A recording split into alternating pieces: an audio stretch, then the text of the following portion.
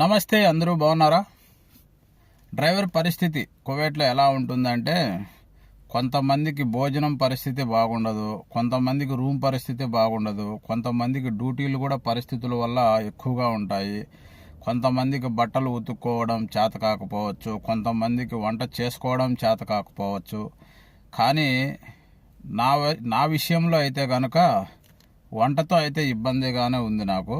అలాగే బట్టలు ఉతుక్కోవడం, రూమ్ అంటావా, రూమ్ అయితే బాగా ఫ్రీగానే ఉంటుంది.